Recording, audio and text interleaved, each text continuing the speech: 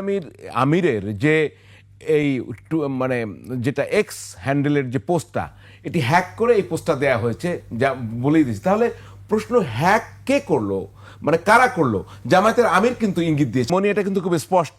মিছিল বিএনপি থেকেই বের করা হয়েছে, ছাত্রদল বের করেছে হই হই করে। উনি কিন্তু স্পষ্ট যেটা করেছেন সেটি হচ্ছে তারাই এটি করেছে। এর আগে কিন্তু মানে সহকারী সেক্রেটারি জেনারেল এটাও বলেছেন জামায়াতের যে যারা এটি চেয়েছে, যারা মিছিল করেছে তারাই এটা করেছে। আপনারা কিভাবে দায় এড়াবেন?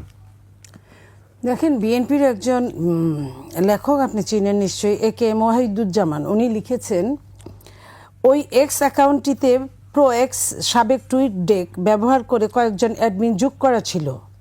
৩, ওই সকল অ্যাডমিনের মধ্য থেকে একজন অ্যাডমিন জামাতের আমিরের ওই এক্স অ্যাকাউন্ট থেকে লেখাটি পোস্ট করেছিলেন।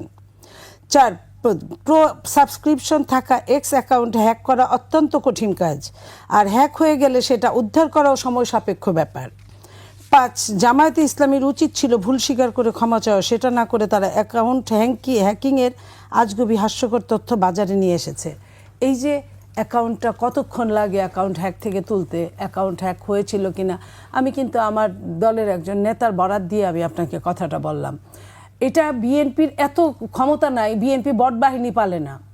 যারা আইটি সেক্টরে কারি টাকা ঢালছে, হাজার লক্ষ লক্ষ হাজার হাজার সিম তারা এক্সট্রা ইউজ করছে, যাকে তাকে আপনার সাইবার বুলিং এর শিকার করছে, যেটা যা ইচ্ছা তাই করছে এই সাইবারের মধ্যে।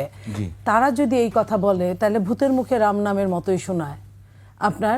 এইটা আমরা মনে করি যে এইটা উনি এক কথায় স্বীকার করলেই হতো যে ভুল মানুষেরই হয় এইখানে, যে উনি ওই কথাটা বলতে চান নাই বা লিখতে চান নাই। আপনার মনে আছে যে মাহফুজ সাহেব, আমি শেষ করে দিচ্ছি, মাহফুজ সাহেব তো কত কথা লেখেন, আমরা উপদেষ্টাদের দুই একজন উপদেষ্টা লেখা দেখতাম, কতক্ষণ পরে আবার মুছে ফেলতো, কতক্ষণ পরে পুরাটাই মুছে ফেলতো। একই সঙ্গে আপনার কি মনে হয়, আপনি একটু আগেই বলছিলেন যে এটা কি একটা পলিটিক্যালি ডিবেট হচ্ছে, ঘায়াল করার ডিবেট হচ্ছে এই মুহূর্তে? মূল জায়গায় আমরা অ্যাড্রেস করতে পারছি, নারীর মান বা তার মর্যাদা সমুন্নত করার চেয়ে দুটি রাজনৈতিক দল কি এখন বিবাদে জড়ানো এই বিষয় নিয়ে? একদম সংক্ষেপে জবাব চাই। মানে এটা তো অবশ্যই, এটা নিয়ে আমার আর বেশি কিছু বলার নেই। আমি যেটা একটু বলতে মিস করেছিলাম আমি একটু বলি।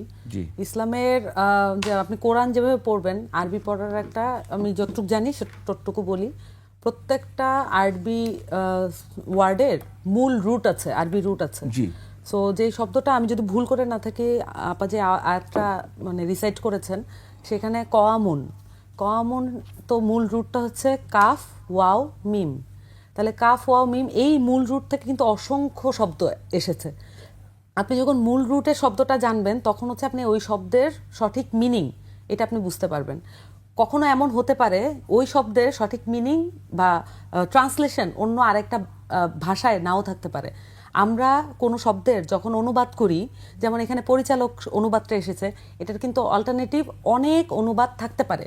যেমন তত্ত্বাবধায়ক, এটা আরেকটা শব্দ হতে পারে। কম শব্দটা যে এখান থেকে এসেছে সেটার মূল রুট কিন্তু এটাই।